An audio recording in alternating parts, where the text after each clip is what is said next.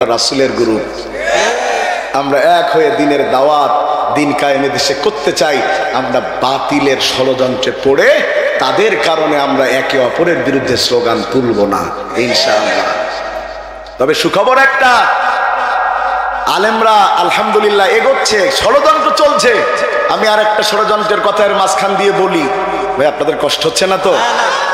কলরবের পরিচালক মুফতি সাঈদ আহমদ, তাকে গুম করা হয়েছে নাকি গতকালকে আমি দেখলাম। উনি লাইভেও এসেছেন, এসে বললেন তাকে ধরে নিয়ে যাওয়া হয়েছে। যারা ধরে নিয়ে গেছে জিজ্ঞেস করলাম কোন দল করেন, তো সে নাকি বলেছে আমি জামাত ইসলামী করি। আপনিও বলে দিলেন, লোকজনও বলল জামাত ক্ষমতার জন্য পাগল হয়ে গেছে, এই জন্য মুফতি সাঈদ আহমেদকে ধরে নিয়ে গিয়েছে। আমি বলি ভাই কে ধরেছে আমি এখনো জানি না, কিন্তু জামাতের এতটা আকাল এখনো পড়ে নাই আপনার মতো নগণ্য কাউকে গুম করে ক্ষমতায় আসতে হবে, এই আকাল এখনো পড়ে নাই। তবে আমি এটা বলি, স্পষ্ট করে বলি, কারোর পক্ষেও বলছি না, কারোর বিপক্ষেও বলছি না।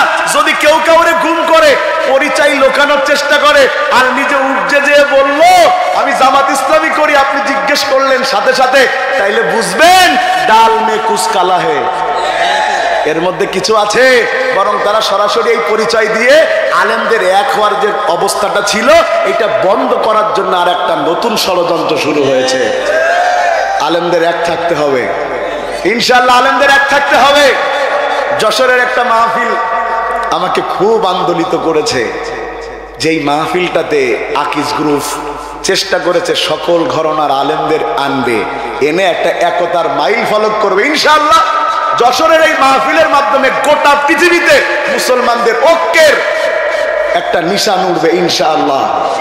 এই জানুয়ারির 1, 2, 3 পুলের হাটের ইনশাআল্লাহ আলোচনা করবেন। প্রথম দিন শাইখুল হাদিস আল্লামা মামুনুল হক কথা বলবেন, ওই আব্দুল হাই সাইফুল্লাহ ভাই প্রথম দিন। দ্বিতীয় দিন কথা বলবেন হাজারো তরুণের আইডল মাজলুম আলেমে দ্বীন মুফতি আমির হামজা, তার সাথে থাকবেন আর একজন মাজলুম আলেমে দ্বীন, সাইজে ছোট কিন্তু কলিজাটাই এত বড়, রফিকুল ইসলাম মাদানী। তৃতীয় দিন ইনশাআল্লাহ উপস্থিত থাকবেন যাকে জালিম দেশ থেকে বিতাড়িত করতে বাধ্য করেছিল, 4.5 বছর কথা বলতে দেয় নাই, ইনশাআল্লাহ বীরের বেশে আসবেন, গোটা বাংলাদেশের মানুষকে এক করার জন্য বক্তব্য দিবেন ইনশাআল্লাহ। আপনারা যাবেন তো ইনশাআল্লাহ? তবে ওনার মাহফিল ইনশাআল্লাহ 27 ডিসেম্বর থেকে শুরু হবে কক্সবাজারের পেকুয়া। সব তো মুখস্থ করে রেখেছেন আপনারা, মাশাআল্লাহ। কতটা আলেমদের আপনারা ভালোবাসেন, এই মাহফিলগুলোর মাধ্যমে যেন একটা ঐক্যের সূচনা শুরু হয় ইনশাআল্লাহ। ভাইয়েরা আমার, হ্যাঁ চাচা, জানুয়ারির 1, 2, 3 দিন হবে ইনশাআল্লাহ। ঠিক আছে ইনশাআল্লাহ। ভাই কথা সামনের দিকে আর একটু এগোই নাকি? এগোবো সামনে নাকি শেষ করে দিব? কয়দিন পরে আবার কাষ্ঠভাঙ্গায় আসবো ইনশাআল্লাহ। কাষ্ঠভাঙ্গা 8 তারিখে, যে এত পাশাপাশি আমি তো জানতাম না। আমি আবার এই এক থানায় 2-3টের বেশি প্রোগ্রাম না নেওয়ার চেষ্টা করি। পরে শুনলাম থানা দুটো, কিন্তু কাছাকাছি। থানা দুটো এটা ঠিক আছে, কিন্তু পাশাপাশি। যাই হোক, আমাকে আবার ওই কমিটির ভাইরা কয় এমন ভাবে ওয়াজ করেন যাতে লোক বোঝে যে পরের দিন যাওয়া লাগবে। তো আমি তো আর এক ইমানের পরীক্ষায় পড়ে গেল। কার জন্যে? শোনেন, একমাত্র ইসলাম হচ্ছে শান্তির ধর্ম, কথা ঠিক? ইসলাম কোন জঙ্গি ধর্ম নয়, ইসলাম কোন জঙ্গি ধর্ম নয়। ইসলামের শত্রু যারা, ইসলামের শত্রু যারা, তারাই জঙ্গি হয়। ইসলাম কোন জঙ্গি ধর্ম নয়, ইসলাম কোন জঙ্গি ধর্ম নয়। ইসলাম সে তো পরশ মানিক পেয়েছে কে তারে বলো, কার পরশে মুসলিম জাতি জগতে ছড়ালো আলো, ও ভাই জগতে ছড়ালো আলো। ইসলাম যদি এই ধরাতে জানতে তুমি চাও, তাহলে খুলাফায়ে রাশেদার যুগে ফিরে চলে যাও। আল্লাহু আকবার। তাইলে আমরা বুঝলাম ইসলামের চাইতে সেরা ধর্ম আর হতে পারে। আমরা শ্রেষ্ঠ জাতি কয় কারণে? সবাই বলেন কয় কারণে? এক নাম্বার, আমরা ইসলাম নামক ধর্ম পেয়েছি আমাদের জীবন বিধান হিসাবে। সুবহানাল্লাহ, আমরা শ্রেষ্ঠ জাতি। 2 নাম্বার কারণ, এই পৃথিবীতে এখন 800 কোটি মানুষ, তার মধ্যে 200 কোটি মুসলমান। আপনার আমার কি সৌভাগ্য, আল্লাহ তাআলা বাকি 600 কোটির মধ্যে না ফেলে 200 কোটি মুসলমানের ঘরে জন্ম দিয়া আপনাকে আমাকে মুসলমান করে দুনিয়াতে পাঠিয়েছে। মুসলমান আমরা হয়েছি নিজের ইচ্ছায় নাকি আল্লাহর ইচ্ছায়? জোরে বলেন কার ইচ্ছায়? দিনের কাজ ইচ্ছা করলেই নিজে করা যায়? ওয়াজতাবাকুম ওয়া মা জাআলা আলাইকুম ফিদ-দীনি মিন হারাজ। দিনের কাজ কেবল তারাই করতে পারে যাদেরকে কে কবুল করে। এই মাহফিলে অনেকে বসেছেন যারা চলে যাচ্ছিলেন, আবার অনেকে আছে যারা বসেছিল বাড়ি চলে গেছে। কথা বলেন না কেন? মূলত কবুলিয়াতটা কার হাতে? মাই ইয়াহদিহিল্লাহু ফালা মুদিল্লা লাহু ওয়া মাই ইউদ্লিল ফালা হাদিয়া লাহু।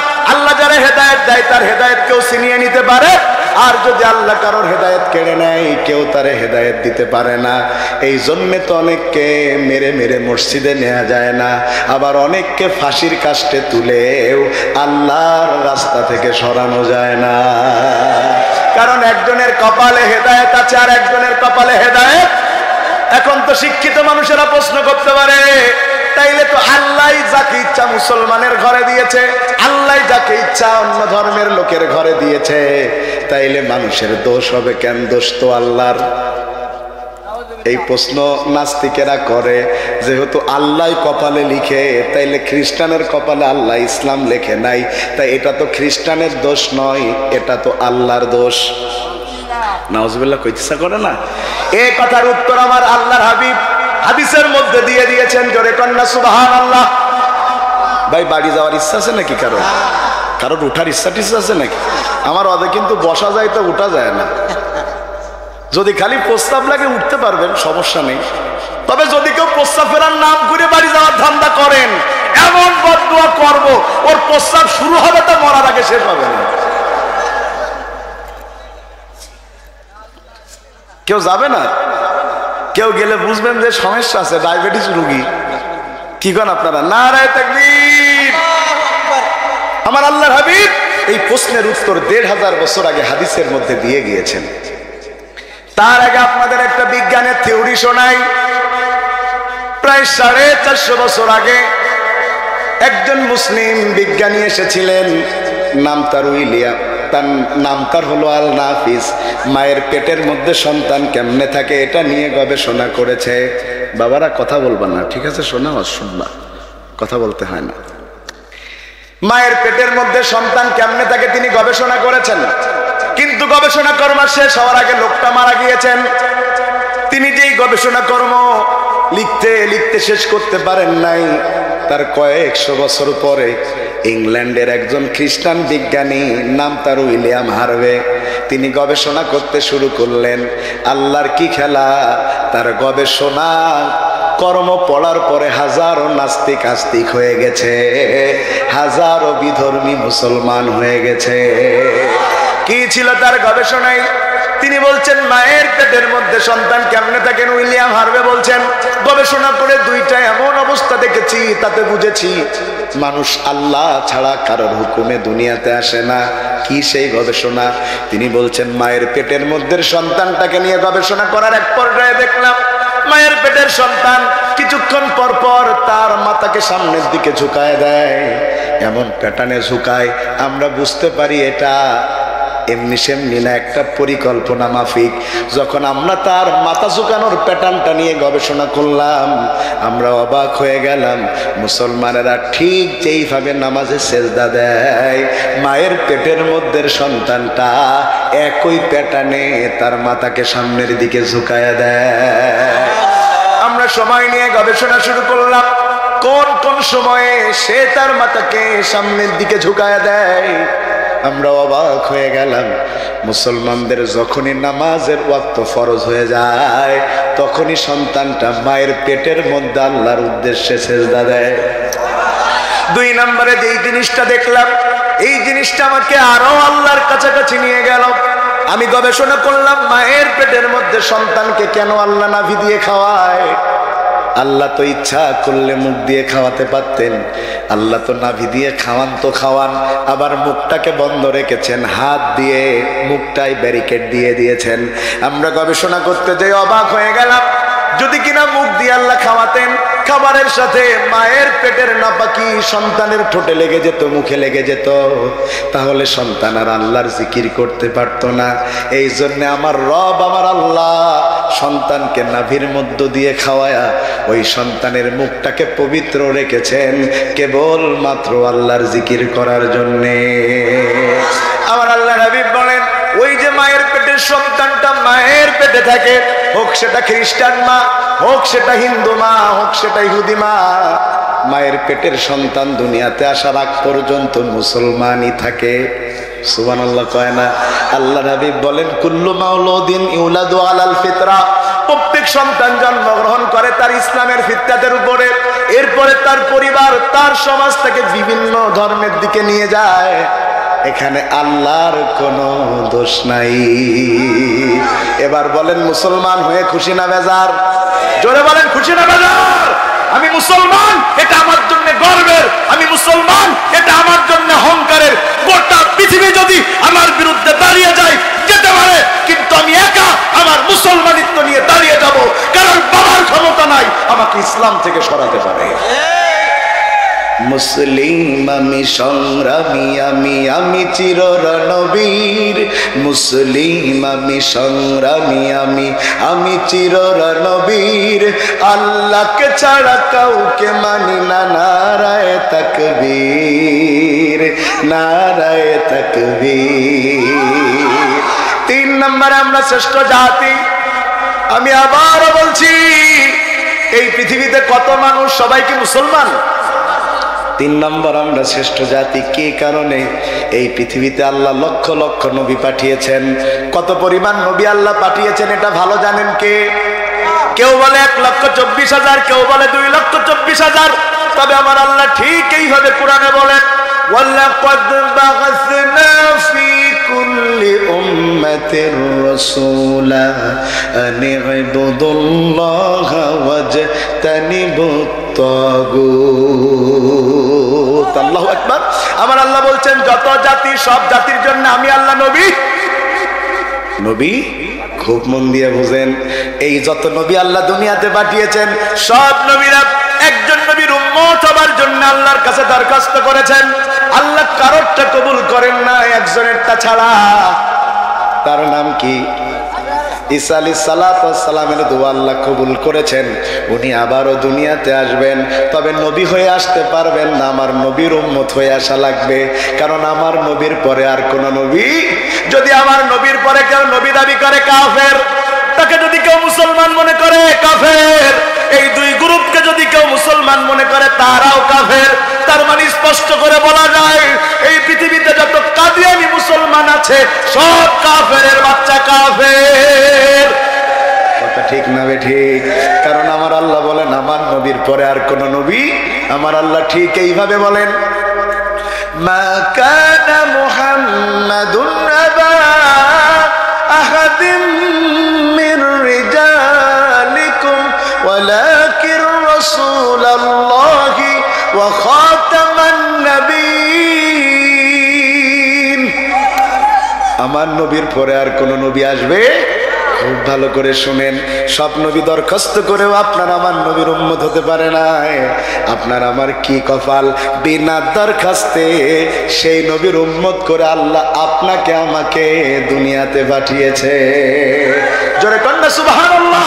গোটা দুনিয়া একদিকে, আমার নবীর সম্মান আর একদিকে। কথা বলছেন না কেন?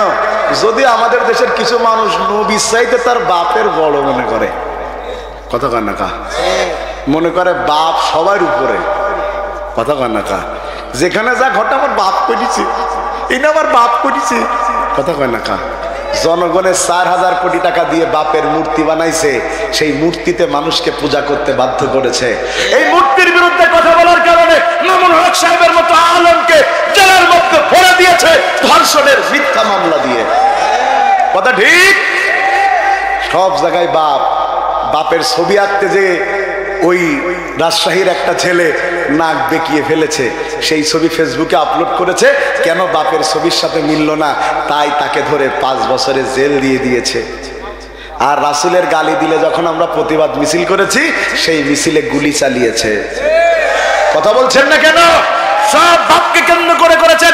নবী গালির বিচার করেন নাই, রাসূলের গালি দেওয়ার বিচার করেন নাই, সব জায়গায় বাপ বাপ বাপ। আল্লাহ বলছে রাসূলের চাইতে তোর কাছে তোর বাপ বড় হয়েছে। এমন একটা পরিস্থিতি করব, তোর বাপের মূর্তি ভাঙবে, তোর বাপের মূর্তির উপরে দাঁড়ায় প্রস্তাব করবে, তাকিয়ে তাকিয়ে দেখবি, কিচ্ছু করার থাকবে না।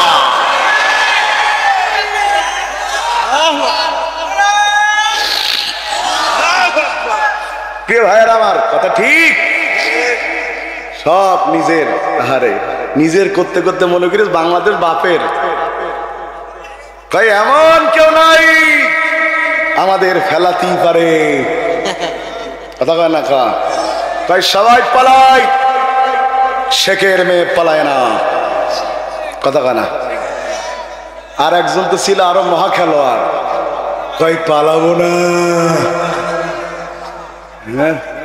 এই তো কথা ঠিক কয়েছো, প্রয়োজনে ফখরুল সাহেবের বাসায় যেয়ে উঠবো, জায়গা দেবেন। কথা কান না কান, বাড়াবাড়ি করতে হয় না, অহংকার করতে হয় না। আল্লাহ সব কিছু মেনে নেয়, অহংকার মেনে নেয় না। অহংকার করতে করতে 71 সাল পর্যন্ত থাকবো। 71 বলিস পরে 41-এর খবর রাখে, বাকিটা রাখে না। আয় হায় 71 থাকবে। আল্লাহ কয় চিন্তা করো না, মানুষের চাওয়া এক, আমি মানুষের ইমান বেশি থাকলে পাইকে দিয়ে আর এক। গোটা জাতি আন্দোলন শুরু করেছে, দফা এক, দাবি এক, স্বৈরাচারের পদত্যাগ। আল্লাহ কয় তোদের চাওয়া এত ছোট কেন? তোরা দাবি করলি পদত্যাগ, আমি আল্লাহ আর একটু বাড়ায়া করে দিলাম দেশ ত্যাগ। কথা ঠিক। শুধু রাজনীতির কথা বললে একটু জোরে ঠিক হয়, অন্য অস্ত্র সোনার বান্দা না তো দেখতেছি না। আমি অস্কত করতে বুঝতেছি তো যে ঠান্ডা হয়ে যাচ্ছে। হ্যাঁ হ্যাঁ, কথা শুনতেছেন ভাই? শুনেন, রব আমার আল্লাহ যেটা চায় বান্দা চিন্তাও করতে পারে না। প্রিয় ভাইয়েরা আমার, কি নবী পেয়েছে একটু ছোট্ট করে বলি। কি নবী? আপনার আমার নবী মেরাজে গিয়েছেন, কথা সত্য না মিথ্যা? আমার আল্লাহ বলেন সুবহানাল্লাযী আসরা বিআবদিহি লাইলাম মিনাল মাসজিদিল হারামি ইলাল মাসজিদিল আকসা। আল্লাহু আকবার। নবী আমার মেরাজে গেলেন, যা ডাক দিয়ে আল্লাহ ডাক দিয়ে কয়, ও নবী জান্নাতে তুমি যে আসলে মেরাজে কি দেখতে চাও? নবী উত্তর দিয়ে বলেন, আল্লাহ ইন্তেকালের পরে যেখানে থাকা লাগবে সেই জায়গাটা দেখতে চাই। সুবহানাল্লাহ। মরার পরে আমরা সবাই কোথায় যেতে চাই? কথা কয় না কা? জান্নাতের দাম কি আপনাদের আলকান্দি গ্রামে আছে কম নাকি? একটু জোরে কর না, আমরা কোথায় যাই চাই? তবে কিছু কিছু কপাল পোড়া ভাই মরে গেলে কি করবো? আমাদের যে পাপ করেছি নিশ্চিত ধান চালাই খাওয়া লাগবে। কি চালাই খাবে? আমরা যদি মরে গিয়ে ভ্যান চালাই খাওয়া লাগবে, তো এখন তো প্র্যাকটিস করা শুরু করো।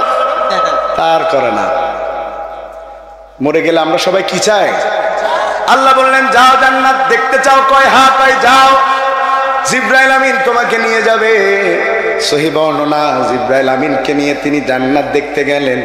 যাওয়ার পরে দেখছেন মানুষেরা ছোট্ট ছোট্ট মিছিল দিয়া যেন কোন দিকে যায়। কোন মিছিলে 10 জন, কোন মিছিলে 20 জন, 40, 80, 120, কম বেশি। আল্লাহর নবী ডাক দিয়ে প্রশ্ন করেন, ও জিবরাইল এরা কারা? মিছিল দিয়া কোন দিকে যায়? জিবরাইল আমিন বলছেন, ইয়া রাসূলুল্লাহ, ইয়া হাবিবাল্লাহ, এরা মিছিল দিয়া দিয়া এক আল্লাহর জান্নাতের দিকে যায়।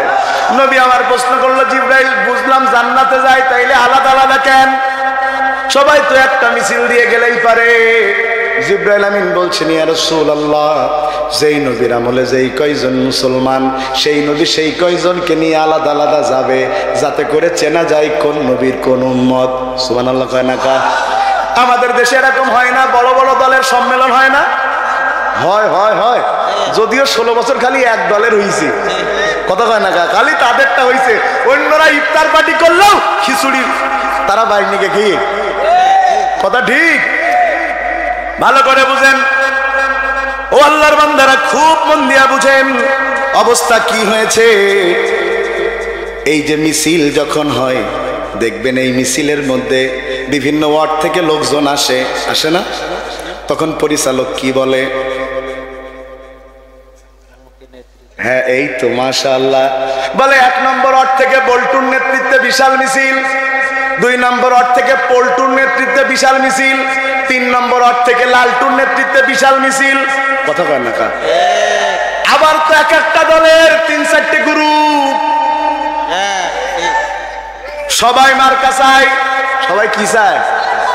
যদি দেখেন উপস্থাপকের গ্রুপের লোক আসতে জোশ বেড়ে যায়, তখন বলে 4 নম্বর গ্রুপে আব্দুল কুদ্দুসের নেতৃত্বে বিশাল। কথা কয় না কা? বিশাল বলা দেখে মনে হচ্ছে 1 কোটি লোক হইছে, গুনে দেখছে 11। কয়া তো ধরে কলি কেন? গাই লোক যেন বোঝে আমার গ্রুপই লোক বেশি। সিটারি আছে না নাই? আবার 200 করে টাকা 1 প্যাকেট বিরিয়ানি, তারপরেও লোক দাঁড়াতে চায় না। আর কোরআনের মাহফিলে মানুষের কি ভালোবাসা, পকেট থেকে টাকা দেয়, গভীর রাত পর্যন্ত ঠান্ডায় জমে যায়, তারপরেও কোরআনের মাহফিল ছেড়ে চলে যায় না। বন্ধুগণ আমার, যেদিন মুফতি আমি হামজা ভাইয়ের মুখ দিয়ে শুনলাম এই যশোরে মিজানুর রহমান আজহারি আসবে, মানুষেরা যখন পোস্ট দিতে লাগলো, মানুষের মনে আনন্দ, আমার হৃদয়ে কান্না।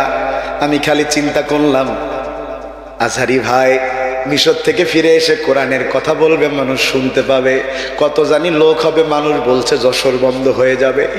আমি চিন্তা করলাম, যদি আমার কোরআনের পাখি আল্লামা সাইদি বেঁচে থাকতেন, আর যদি একটা মাহফিল তিনি করতেন, যশোর কি জানি না, খুলনা কি জানি না, যেখানেই করতো গোটা দেশ সেখানে যে হাজির হতো। এমন কোন মাঠ নাই, এমন কোন মাঠ নাই যেই মাঠে আল্লামা সাইদি শ্রোতার জায়গা হতো। বন্ধুগণ আমার, কথা কয় না, মনে হয় আরবিও বোঝে না, একটু ইংলিশ কই। How are you? কথা কয় না। আমার বাপ প্রতিদিন তোদের সাথে কথা কয়, আমার সাথে বলে দুটো মূর্তি 2 হাতে নিয়ে এরে দিয়ে ওরে মারে, ওরে দিয়ে মারে, নিজে একটারও মারে না। কথা বুঝে নাই? এরে দিয়ে ওরে দিয়ে, তার মানে কাটা দিয়ে এমন মারছে, কারো নাক নাই, কারো কান নাই, কারো চোখ নাই, কারো হাত নাই। কথা কয় না কা?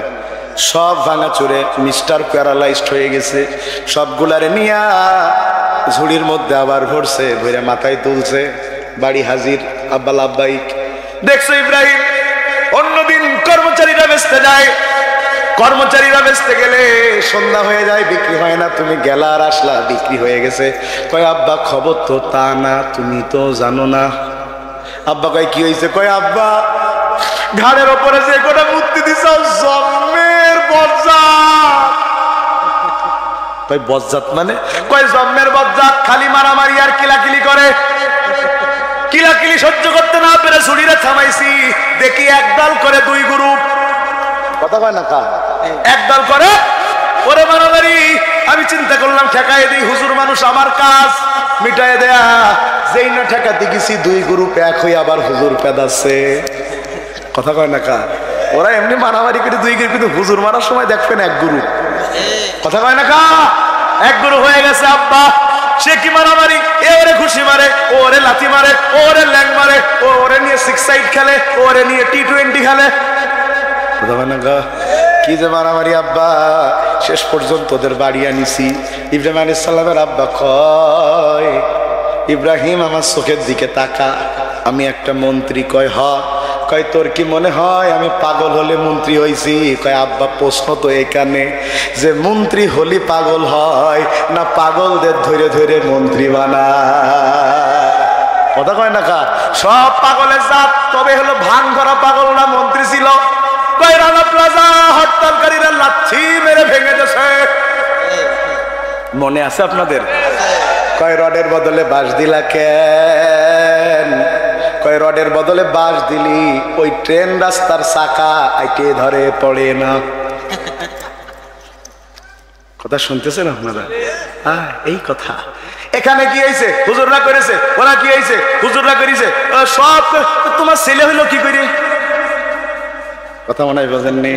সারা দুনিয়া সব কে করেছে? কথা কি বুঝতেছেন আমার আপনারা? যেখানে যা ঘটেছে চোখ বন্ধ করে হুজুর করেছে।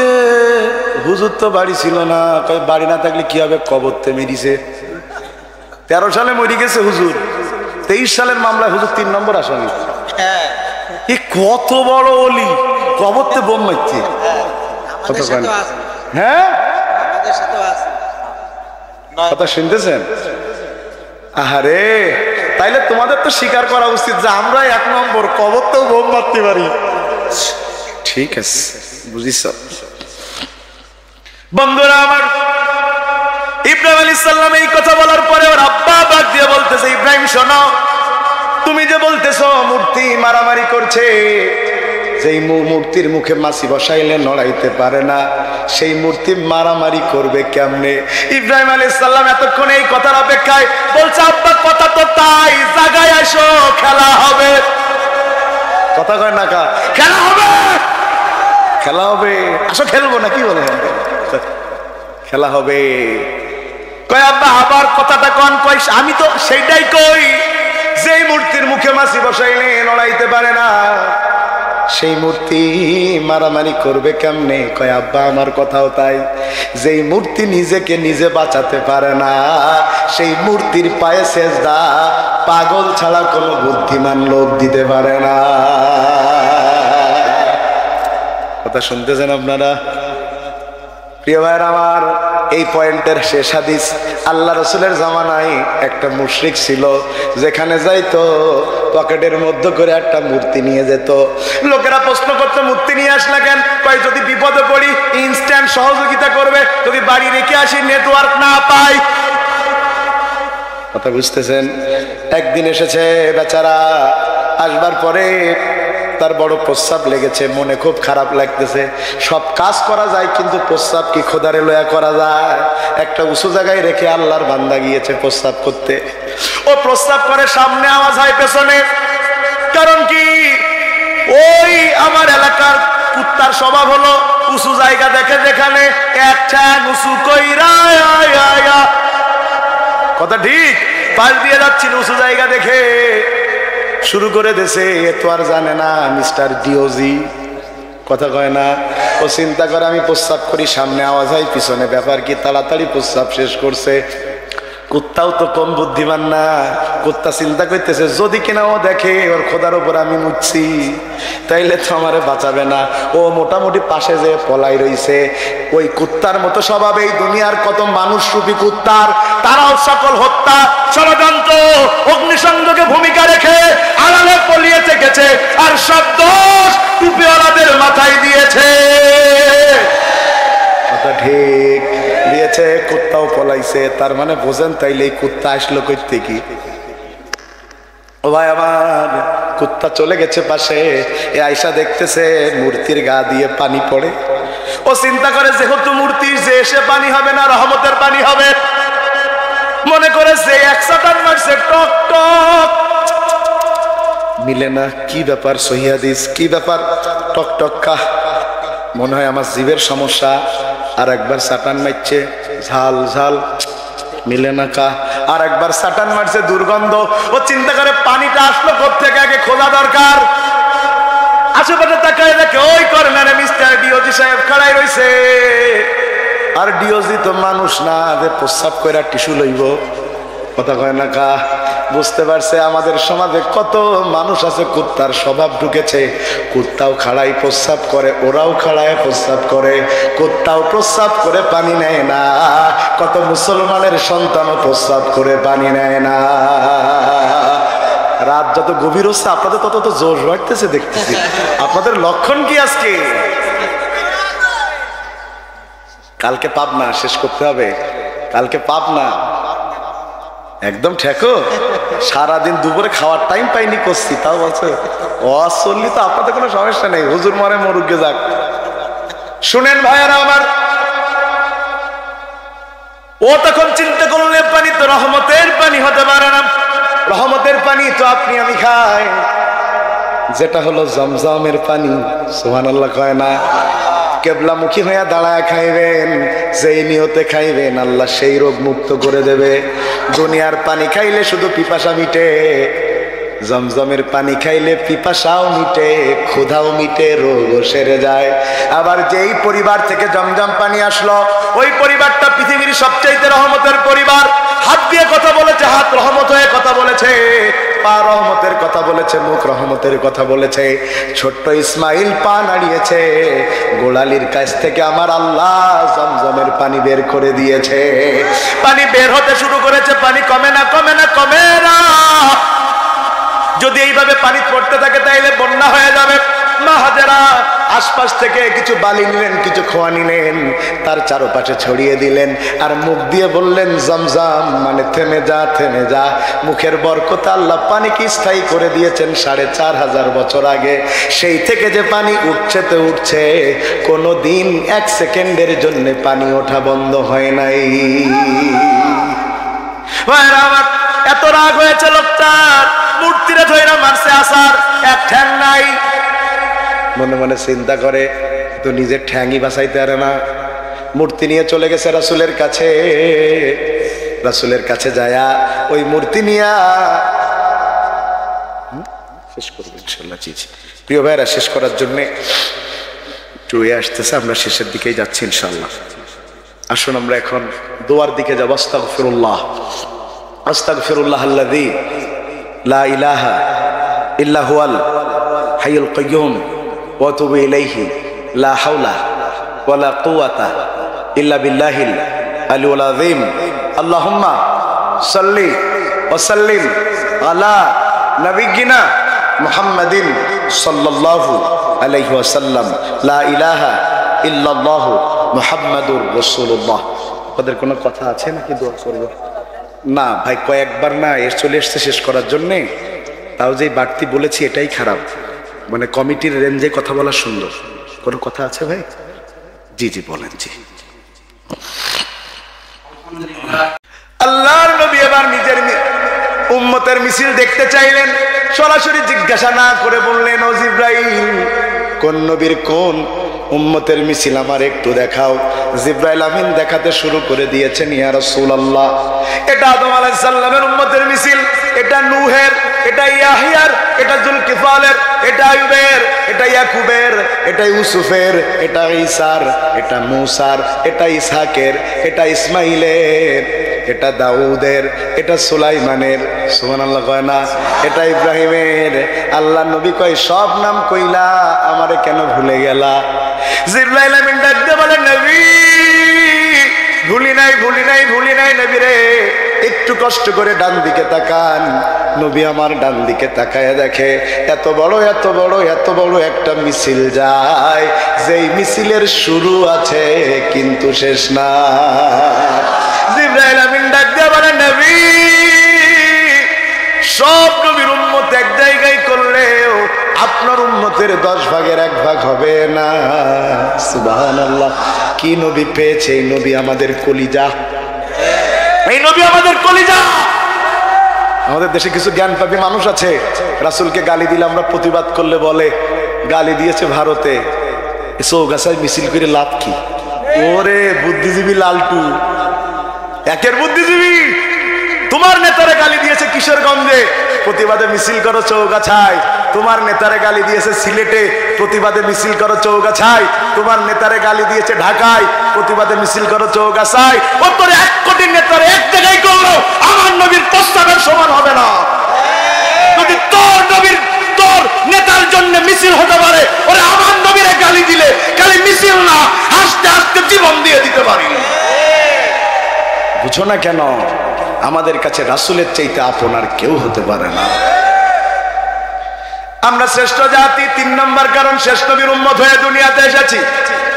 আমরা শ্রেষ্ঠ জাতি, 4 নম্বর কারণ একমাত্র আমরাই পৃথিবীর সবচাইতে দামি কিতাব এই কোরআনকে আমাদের জীবন বিধান হিসাবে পেয়েছি। জোরে কোন সুবহানাল্লাহ। এই কোরআনের ওজন আছে কয় কেজি? মাপা যাবে না, তাইলে ধরলাম কেমনে? হ্যাঁ, মাপা যায় না। ওজন তো আছে ভাই, ওজন না থাকলে তো নিউটনের সূত্র অনুযায়ী আমরা সব উড়িয়ে যেতাম। তার মানে ওজন যদি এমন শখানিক দেন আমি তো নিয়ে দাঁড়িয়ে থাকতে পারবো। তাইলে কি বুঝলাম? ও ভাই, যেই কোরআন আপনি আমি দেখি এটা তো কাগজের কোরআন। ধরে নেন এই জমির দলিল আসলটা আমার কাছে 1 লক্ষ কপি ফটোকপি করে আপনাদের হাতে দিলাম, আপনারা আমার উপরে রাগ করে সব ছিঁড়ে ফেললেন, জমি আর আমার থাকবে না। কেন থাকবে? ফটোকপি ছিঁড়লে কিছু হয় না। এই যে কোরআন দেখতে পাচ্ছি তো কাগজের তৈরি কোরআন মানুষে বানায়। আসল কোরআন যতদিন আছে কাগজের কোরআন পুড়ায়া ইসলামকে দুনিয়া থেকে উৎখাত করা যাবে না। এই কোরআনের কি ওজন একটু বলবো ভাই। আপনারা পাহাড় চিনেন? পাহাড় কথা কয় না? পাহাড় চিনেন? এই অঞ্চলে পাহাড় নাই, তবে সিলেট, চিটাগাং, কক্সবাজারে পাহাড়। তবে আমাদের দেশে অধিকাংশ মাটি আর বালির পাহাড়, বাইরে যে পাথরের পাহাড়। এই পৃথিবীতে আল্লাহ তাআলা কোন জিনিসকে বিনা কারণে সৃষ্টি করেন নাই। পাহাড়কেও আল্লাহ কেন বানিয়েছেন সেই কথা আল্লাহ কোরআনে বলেছেন, খুব মন দিয়া বুঝেন। ও বন্ধুগণ আমার, খুব গুরুত্বপূর্ণ কথা, খেয়াল আছে সবার? রব্বে কারীম আল্লাহ যখন পৃথিবী বানান, পৃথিবীর কোথাও কোনো মাটির অস্তিত্ব ছিল না। গোটা পৃথিবী পানির উপরে ভাসে। কিসের উপরে বলেন? আমার আল্লাহ চাইলেন ইন্নী জাইলুম ফিল আরদি খলিফা, এই দুনিয়াতে আমি মানুষ পাঠাতে চাই। এই মনিরারে কি শুরু করছে? একবার না নিষেধ করছি আমি? ঠিক আছে বাবা, বসো বসো। নারায়ে তাকবীর। হৃদয়টা ভরে যাবে, একটু মন দিয়ে 2 মিনিট শুনেন। ও বন্ধু, আল্লাহ মানুষ পাঠাতে চাইলেন, কিন্তু পাঠাবেন পানিতে। মানুষ বাস করবে কেমনে? সন্তান জন্ম দিবে কেমনে? মানুষ তো মাছের মতো হয়ে যাবে। কথা কয় না কেন? এজন্য মানুষের বসবাসের জন্য আমার আল্লাহ মাটি বানাইতে চাইলেন। জোরে কন্যা সুবহানাল্লাহ। আমার আল্লাহ কিভাবে মাটি বানালেন সেই কথা আমার রব বলে দিয়েছেন। পানির উপরে পানি যখন উছলে পড়ে, ঢেউয়ের উপরে যখন ঢেউ পড়ে, তখন একটা জিনিস তৈরি হয়, ওটার নাম কি? কথা কয় না? ফেনা। গেজা বলেন না আপনারা? গেজা তাও বলেন, আমরাও কই তো, তবে এ গেজা খাওয়ার গেজা না, ফেনা। চৌগাছাবাসী, যেই ফেনা একটার পরে আর একটা উছলে পড়লে তৈরি হয়, আমার রব সেই ফেনাকে ডিফাইন করে এই দুনিয়ার মানুষের বসবাসের জন্য মাটি বানালেন। সুবহানাল্লাহ। কিন্তু ঘটনা ঘটে গেল আর একটা। কি সেই ঘটনা? সেই ঘটনা হচ্ছে পৃথিবীতে পানি 3 ভাগ মাটি। এখন 1 ভাগ মাটি যখন পানি নড়াচড়া করে, মাটি তো আর স্থির থাকে না, মাটিও নড়াচড়া করে। কথা কোন ঠিক? নৌকায় করে গিয়েছেন বড় নদীতে, তবে এখন আর নৌকায় যেই নামাইর খাবেন। নৌকায় করে গিয়েছেন, নদীতে যাওয়ার পরে ঝড় উঠেছে, নৌকা কি স্থির থাকে নাকি নড়ে? কথা কোন না কেন? নড়ে। ঠিক ওইভাবে মাটি নড়ে। এই অবস্থায় যদি আল্লাহ দুনিয়াতে মানুষ পাঠান, তাইলে তো ঘটনা ঘটে যাবে। আমি ওয়াজ করব, দেখা গিয়েছে এদিক নিচু হয়ে এদিক উঁচু হয়ে গেছে, মাইকালা শুদ্ধ, আমি পানির মধ্যে ডুবে গেছি। ওয়াজ করতো কিডা? কথা কয় না খা? যেন মানুষের এই অবস্থা না হয়, আমার রব আল্লাহ দুনিয়ার মাটিকে স্থির করবার জন্য চিন্তা করলেন। ঠিক যেইভাবে আপনারা বাড়ি বানান, টিন যেন উড়ে না যায়, বাটামের সাথে টিনের সাথে কি মারেন? কথা কয় না? স্ক্রু।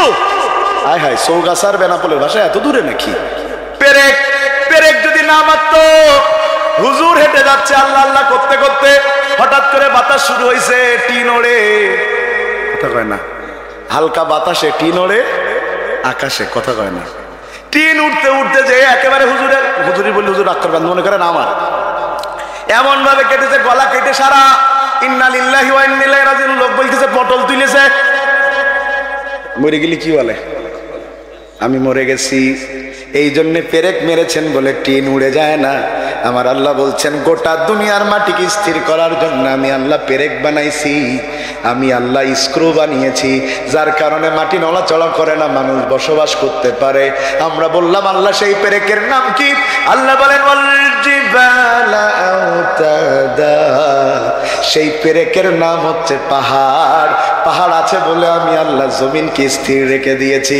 যেই পাহাড় দিয়ে আল্লাহ গোটা জমিনকে স্থির রেখে দিয়েছেন, ও আমার ভাই, যেই পাহাড়ের এত ক্ষমতা, সেই পাহাড়কে আমার আল্লাহ এবার বললেন লাউ আনজালনা হাযাল কুরআনা আলা জাবালিন লারাআইতাহু খাশিআন মুতাসাদ্দিকান মিন খাশিয়াতিল্লাহ। আল্লাহু আকবার। তোর উপরে কোরআন নাজিল করতে চাই, পাহাড় কাঁপতে শুরু করেছে। আল্লাহ গোটা 7 আসমানকে আমার উপরে দেন, নিতে রাজি। কোরআন নিতে রাজি না, কোরআনের ওজন সহ্য করার ক্ষমতা নাই। মানুষের কি সৌভাগ্য, যেই পাহাড় একটা অক্ষর নেয়ার ক্ষমতা রাখে নাই, একজন মানুষ সেই 30 পারা কোরআন তার হৃদয়ের মধ্যে রেখে দিতে পারে। করবে কেমন করে? কোরআন ধ্বংস আগুনের তেজ আছে সারা বিশ্বে কোটি কোটি কোরআনের হাফেজ। তারা ছাপায় আসমানি গ্রন্থ, তারা ছাপায় আসমানি গ্রন্থ, বাঁচাবে ইসলামের মান, তবু বিশ্ব থেকে হারাবে না পবিত্র কোরআন। ঠিক না ঠিক? 49 দিনে হিফজ কমপ্লিট করেছে আমার বাংলাদেশের ছেলে। 49 দিনে এত বড় কোরআনটা মুখস্থ করেছে। সুবহানাল্লাহ। 36 দিনে মুফতি কাজী ইব্রাহিম কোরআন হিফজ করেছে। 36 দিনে। ও ভাই, সুবহানাল্লাহ। তাইলে কোরআনের ওজন আছে এটার না, যেটা বাল হুয়া কোরআনুম মাজিদুম ফি লাউহিল মাহফুজ। আল্লাহু আকবার কইলেন না? ভাই আমার, কি কোরআন যা প্রশ্ন করবেন তার উত্তর দিতে পারে? তাইলে করেন।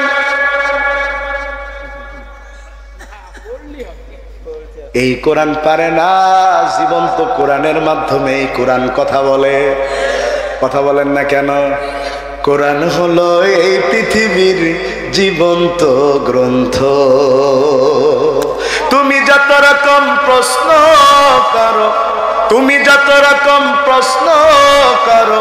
প্রশ্ন করলে উত্তর পাবে, এমন প্রাণবন্ত কোরআন হলো এই দুনিয়ার জীবন্ত গ্রন্থ।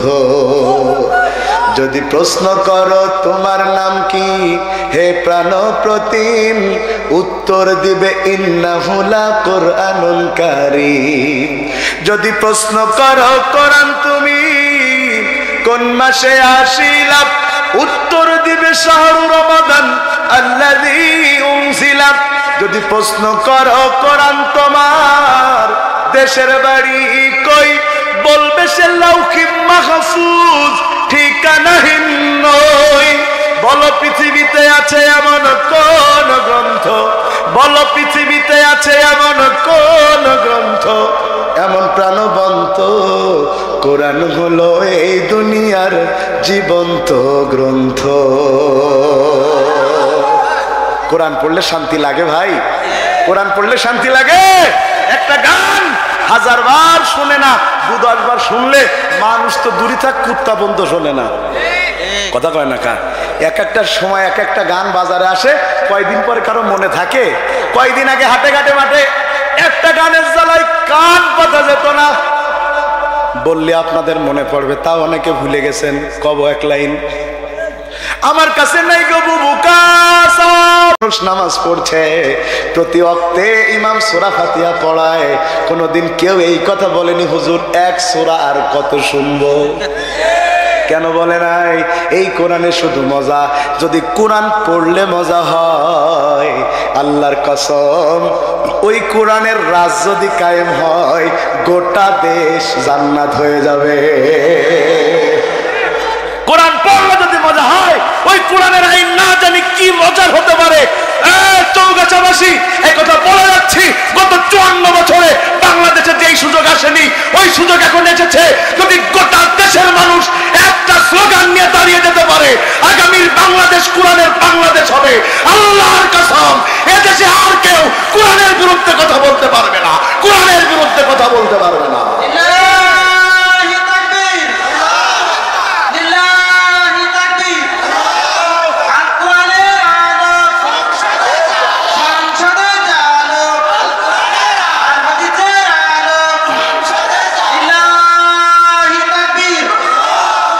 আবার বলেন কোরআন আছে যেখানে, কোরআন নাই যেখানে।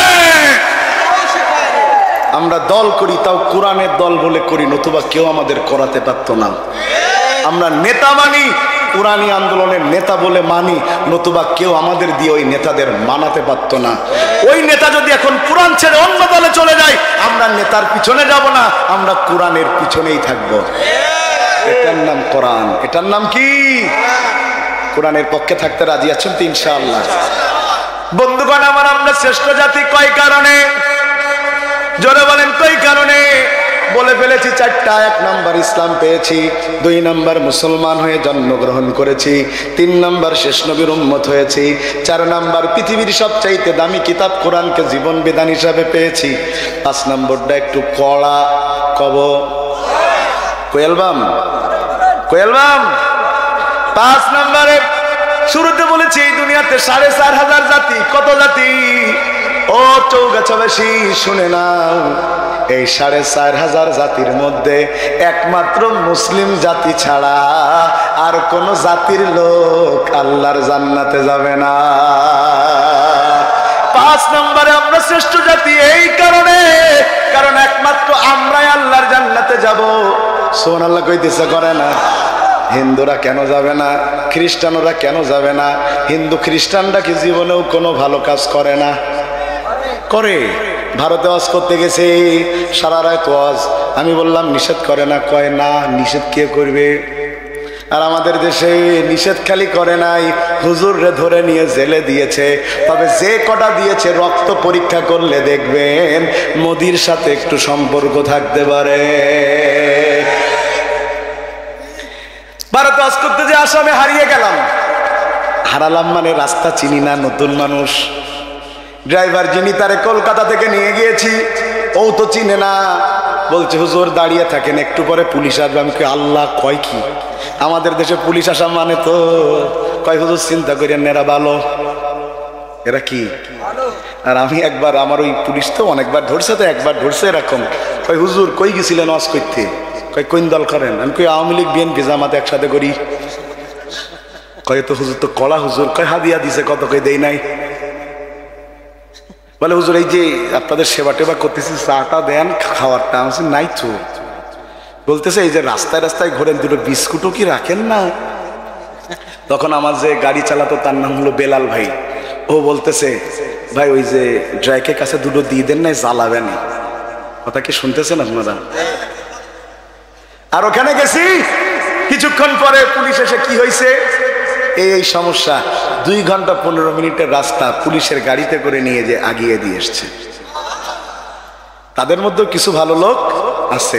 এই রোজার মাসের আগে ইউরোপ আমেরিকায় যাবেন, জিনিসের দাম কমাই দিচ্ছে। আর বাংলাদেশের আলহাজ হাজি 200 টাকার খেজুর 2000 টাকা বেচতে। নারায়ে তাকবীর। 200 টাকার খেজুর কত বেচতেছে? আবার তবে কড়া হাজি, তো কড়া হাজি আবার ওই খেজুর বেচা টাকা দিয়ে বিরিয়ানি ইফতারি দিচ্ছে। কথা কয় না কা? রকন ভাইয়ের গজলটা বিশাল ভাল লাগে, একটু গাবো ভাই। নামের আগে দেখো আলহাজ লেখা, তার মদের আসর সে থাকে। শুধু ঘোষণা হাজানি আছে, যত অন্যায় একটু আধটু করে থাকে। এমন চরিত্রের মানুষ রূপী যারা, তাদেরকে কেমন লাগে? ভণ্ড ভণ্ড লাগে যে ওদের, ভণ্ড ভণ্ড লাগে। কথা ঠিক? ভণ্ড ভণ্ড লাগে যে ওদের, ভণ্ড ভণ্ড লাগে। তাইলে তারা তো কিছু ভালো কাজ করে, বরং আমাদের মধ্যে কিছু মুসলমান আছে হিন্দু চেয়ে খারাপ। কথা কয় না কা? খালি পার্থক্য আগা কাটা, তাছাড়া কোনো পার্থক্য নেই ওদের সাথে। রাগ করতেছেন মনে আপনারা? এই একটু বাংলায় কই ফেললাম আর কি। ও ভাই আমার, মন দিয়ে শুনেন। আরে কেন হিন্দু আল্লাহর জান্নাতে যাবে না, খ্রিস্টান কেন যাবে না, ইহুদি কেন যাবে না, আল্লাহ কোরআনে বলে দিয়েছে। আর মুসলমান কেন যাবে সেটাও আল্লাহ কোরআনে বলে দিয়েছে। এ দুই ভাই কোনে যাচ্ছে, কেউ উঠছে না, দু ভাই চলে যাচ্ছে না। ও ভাই থিয়ে চল দেন না, আপনারা ছাড়া কেউ নেই ভাই। ও ঠিক আছে, তাহলে আসবে আসবে, প্রস্তাব করতে যাচ্ছে, বুঝছে না নতুন। নারায়ে তাকবীর। হিন্দু কেন জান্নাতে যাবে না আল্লাহ কোরআনে বলে দিয়েছে বলি, খ্রিস্টান কেন যাবে না আল্লাহ কোরআনে বলে দিয়েছে। তার আগে বলেন আল্লাহ কয়জন, আওয়াজ মানি না, সবাই মিলে আঙ্গুল উঁচু করে বলেন আল্লাহ কয়জন। কুল হুয়াল্লাহু আল্লাহুস লাম ইয়ালিদ লাম ইয়ালিদ, আবারও লাম ইয়ালিদ, আল্লাহরে কেউ জন্ম দেয় নাই, আল্লাহ কাউকে জন্ম দেয় নাই। ওয়াকালাতিন নাসারা, কিন্তু খ্রিস্টানেরা বলে আল্লাহর একটা সন্তান আছে, মাসীহ ইবনুল্লাহ, আল্লাহর সন্তানের নাম হলো ঈসা। আল্লাহর সন্তান আছে স্বীকার করে যারা, কিয়ামতের আগেও কোনোদিন জান্নাতে যাবে না তারা। ইহুদিরা কেন যাবে না? ওয়াকালাতিল ইয়াহুদ, যারা ইহুদি তারা বলে উযাইর ইবনুল্লাহ, উযাইর আল্লাহর সন্তান, সেই জন্য তারা জান্নাতে যাবে না। তাইলে হিন্দুরা যাবে না কেন? কারণ হিন্দুরা এক ভগবানের জন্য ৩৩ কোটি দেবতার পায়ে সেজদা দেয়। ওদের এক এক দেবতার এক এক কাজ, কথা কয় না কা। তবে আমি আমার ভাষায় বলি, হিন্দুদের শেষ করেছে মাই, আর মুসলমানদের শেষ করেছে ভণ্ড বাবাই, কথা কয় না কা। আমাদের তো ধর্মীয় মা কম, ধর্মীয় বাপ বেশি। হিন্দুদের ধর্মীয় বাপ কম, মা বেশি। হিন্দুদের আছে মা কালী, মা দুর্গা, মা লক্ষ্মী, মা সরস্বতী, মা ভগবতী, কথা কন না কেন। আর আমাদের আছে দয়াল বাবা, খাজা বাবা, কেল্লাসা বাবা, থুতু বাবা, টাইগার বাবা, বিড়ি বাবা। বিড়ি বাবা, বিড়ি বাবা কেন? ওর দরবারে গেলে বিড়ি ফুড়ি দেয়। তা কি বলে ফুড়ি দেয়? আল্লাহুম্মা বারিক লানা ফিমা, বিড়ি টানা, খা বিড়ি।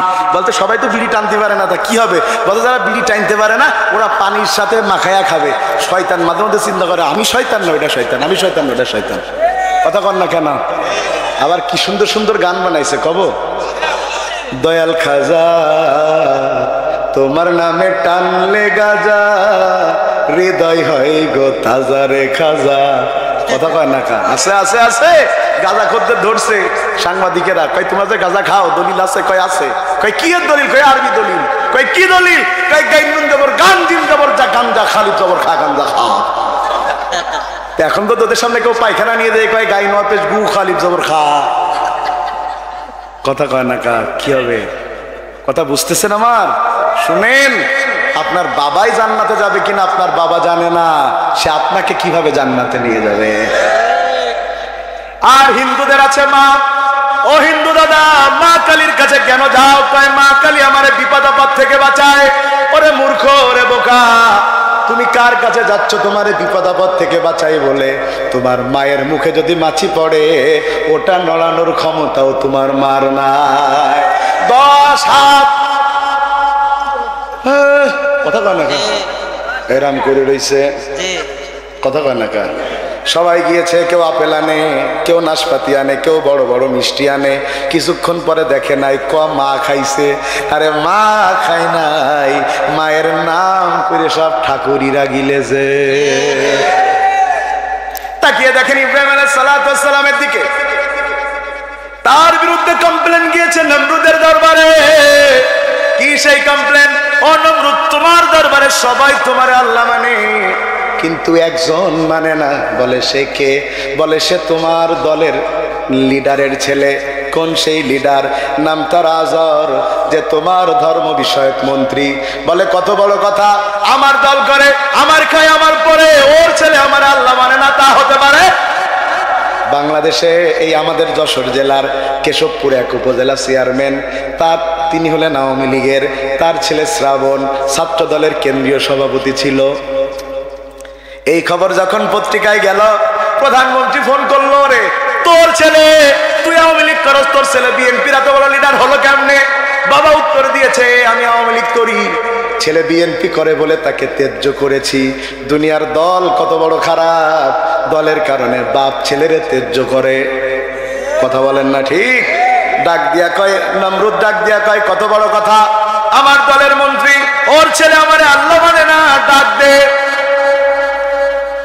ডাক দিয়েছে আজরকে, ও আজর, তোমার ছেলে যে আমারে আল্লাহ মানে না তুমি কি জানো? আজর যে জানে না তা না, জানে, কিন্তু যদি কয় জানি তাই কইবে, আগে কস নাই কা। কথা বলে না কা, কয় জানি না।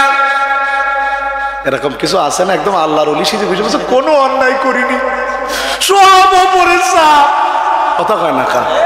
আর এক মাল তো কয় আমি কিছু করিনি, পালাবো, সাদা দাড়ি কেটে নবশুদ্ধ সেজেছে, কি নাম? ধরে বেশ। কথা কয় না কেন? কি না? দুইজন মিলে পালাই দিয়েছে, আনিসুল হক আর সালমান এফ রহমান। পুলিশ গেছে ধরতে, সালমান এফ রহমান রে চিনতে পারে নাই, আনিসুল হক রে নিয়ে ধরে চলে আসতেছে। কয় আমারে একা নেন কেন? কয় আর তো কাউরে দেখি না। কয় ওই যে দরবেশ। কয় চেনা যায় না? ভালো করে তাকা। আরে দরবেশ, দরবেশের ধরিছে। দরবেশ তখন বলতেছে, এ আনিসুল হক ভাই, তুমি যদি আমার নাম না বলি, তোর আব্বাও তো আমার চিনতো না। বলতেছে আনিসুল হক, বলতেছে একসাথে ক্ষমতায় থাকিছি আর জেল খাটিছি একা, তা হবে না। কথা কয় না কা। দুই ভাই একসাথে কাটছে, কথা কি বোঝা যায়? চৌগাছাবাসী শুনেন, বলছে আদর তোমাকে হত্যা করবো, তোমার ছেলেরা হত্যা করবো। আদর ডাক দিয়া কয় 10টা দিন সময় দেন, এর মধ্যে ছেলেরা আমি আপনাকে আল্লাহ মানতে বাধ্য করব। কয় 10 দিন সময় দিলাম। বাড়ি চলে গেছে। অন্যদিন ছেলেরা যাক ডাকে যেমনি, আজকে তার চাইতে আদর করে ডাকে, বলে বাবা ইব্রাহিম। আজকে আদর করে ডাকতেছে। আমাদের দেশেও দেখবেন ভোটের সময় কিছু লোক বিশাল আদর করে বলে। কথা কয় না কা। বিশাল হুজুর সাজে, এক আসরের নামাজ 4 মসজিদ পড়ে। কথা কয় না কা। হঠাৎ করে পেট মোটা নেতার মাথায় যদি টুপি ওঠে, বুঝবেন নির্বাচনী মৌসুম। কথা ঠিক। আবার অনেকে রাগ করতে পারে, বলছে রাজনীতি করতে মনে। সারা বছর নামাজ না পড়ে ভোটের সময় নামাজ পড়ে যারা, ধর্মকে নিয়ে একমাত্র ব্যবসা করে তারা। বাড়ি দিয়ে ছেলেকে ডেকেছে, ছেলে বুঝতে পেরেছে ছেলে তো সাধারণ কেউ না, নবী, আর নবীদের জ্ঞান সবার চাইতে। বলছে আব্বা মতলব কি? কই মতলব কিছু নাই, তুমি তো জানো আমি খালি মন্ত্রী না, তুমি তো জানো আমি খালি মন্ত্রী না। ওয়াজ তো 12টা পর্যন্ত করি, জাস্ট 12টা বেজে গে ভাই, শেষ করে দেবো ভাই। ও ভাই আমার তো দোষ নেই, তুলেছেন কেন লেট করি আমার? হ্যাঁ, আমারে যদি আল্লাহ বাঁচায় রেখে কাস্টমার পাবেন, কইয়া দিলাম তো। শুনবেন, শুধু এইটা বলি, 5 মিনিটে বলে শেষ করে দিই, কারণ সামনে যদি 3 পয়েন্ট ধরি যে কোন কোন কাজে আল্লাহ আমাদের পাঠাইছে, ওই 3 পয়েন্টে লাগবে মোটামুটি 3-30-1.5 ঘন্টা। ও তো দিত, তাও থাকবেন কতক্ষণ? সারা রাত, ফজরের সময় পুরা কাজ।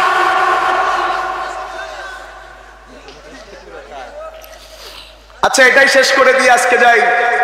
আর কমিটির অনুরোধ থাকবে আগামীতে যে বক্তান তাড়াতাড়ি দেবেন আর কি। এই যে অতিথির ঠেলায় তো বক্তা চান্স পায় না এখন। বলছে এই বক্তা থাম, অতিথি এসে কথা কথি দে। আমি তো সেরাম কিছু জানি নে, এসে গেছে। জানো না কথা বলতে এসছো কেন কোরআনের মাহফিলে?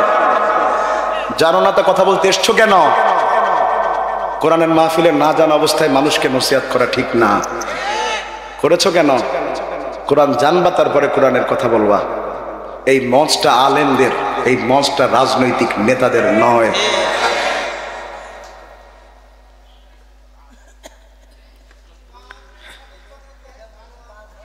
প্রিয় ভাইয়েরা আমার কথা শুনতেছেন? তবে কিন্তু কমিটির লোক বাধ্য হয়ে করে, ইস্তাফির করে না, না করলে তো পরে ঘেতনি দেবে। কমিটি তো চায় না এসব কিছু করতে, বিপদে পড়ে করতে হয়।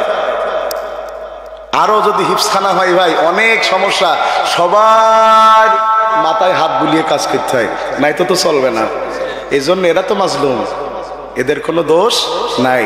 তবে যারা কথা বলে তাদের হুঁশিয়ার হওয়া দরকার আর কি। প্রিয় ভাইয়েরা আমার, কি হয়েছে বাবা? কই তুমি তো জানো আমি খালি মন্ত্রী না, আমি একটা ভালো চিত্রশিল্পী, আমার চাইতে ভালো মূর্তি কেউ বানাতে পারে। তা আমি কি করব? কই এই মূর্তি লোকেরা বিক্রি করতে যে টাকা মেরিয়ে দেয়, খোদারে বেচতে যে টাকা মেরিয়ে দেয়, বুঝতে পারতেছেন তো? তাও খোদা টের পায় না, কোনোদিন বলে না এই 100 টাকায় বিচে 90 টাকা জমা দিস নে, কথা কয় না। কয় কি হয়েছে? কয় তুমি যদি বেচতে যেতে তাইলে অন্তত টাকা মারতে পারতো না। ইব্রাহিম আলাইহিস সালাম করে রাজনীতি বাইরে যে করবা, ঘরে করো না। আমি তো বুঝতে পেরেছি তোমার ধান্দা কি। শোনো, আমি মূর্তিরেও আল্লাহ মানি না, নমরুদ্রেও মানি না, কারণ আমি আমার আল্লাহর সন্ধান পাহাড়ে থাকতেই পেয়েছি। আমি চাঁদকে দেখে আল্লাহ মনে করেছি, সূর্যকে দেখে আল্লাহ মনে করেছি, তারকাকে দেখে আল্লাহ মনে করেছি। এগুলো যখন ডুবে গিয়েছে তখন নিশ্চিত যেটার শুরু আছে শেষ আছে সেটা কখনো আল্লাহ হতে পারে। আল্লাহ হচ্ছেন তিনি হুয়াল আউয়াল ওয়াল আখির ওয়াল যাহির ওয়াল বাতিন, যিনি শুরুতে যিনি শেষে তিনি কে। আমি সব দিক থেকে মুখ ফিরায়া পড়ে নিয়েছি, আপনারাও পড়েন। ইন্নী ওয়াজ্জাহতু ওয়াজহিয়া লিল্লাযী ফাতারাস সামাওয়াতি ওয়াল আরদা হানিফা ওয়া মা আনা মিনাল মুশরিকিন। উনি বললেন আজকে গেল না কালকে যাবে, পরের দিন বলতেছে যা, রাজি হয় না। তৃতীয় দিন যা, রাজি হয় না। চতুর্থ দিন যা, রাজি হয় না। প্রতিদিন বলে, নবীরও রাগ হয়। পঞ্চম দিনের দিন যেই বলেছে, বলছে আব্বা দেও আজকে যাব। বাপ বলতেছে রাজনীতিতে কাজ হচ্ছে যে, কথা কয় না। কিন্তু ইব্রাহিম আলাইহিস সালামের মনে যে কি, বাপ তো জানে না। মাথায় করে নিয়েছে ঝুড়ি, নিয়ে গট গট করে রওনা দিছে। বাপ বলতেছে 2-3 দিন বেস্তি বেস্তি এমন ভালোবাসা জন্মাবে, তখন আল্লাহ বলা বাদ দিয়ে রাম রাম করা শুরু করবে, কথা কয় না কা। এমন ধান্দায় এ দেশে চলেছে, মসজিদ বিমুখ করে ধর্ম যার যার উৎসব বলে বলে সব রাম রাম বলার অভ্যাস করিয়েছে। মাথায় করে নিয়ে ওই চৌগাছার মোড়ে চলে গেছে। আবার যেন সত্যি কালকে জিজ্ঞেস করি না যে ইব্রাহিম নবী কবে আসছিল, এটা কিন্তু বুঝানোর জন্য করছি। আবার কালকে দিয়ে কবে তো হুজুর মিথ্যে কথা কইছে, যে বিপদে আমির হামজা ভাই পড়িছে এক মানদানার নাম কইয়ে, ও বিপদে আমি পড়তে চাই না। ঝুড়ি নামাইছে, নামায় মূর্তিদের দিকে তাকায় কয় কে রে কেমন আছোস, কথা কয় না। মনে হয় বাংলা বুঝে না, কথার কথা বোঝানোর জন্য বলছি, মনে হয় বাংলা বুঝে না। কাইফা হালুকা,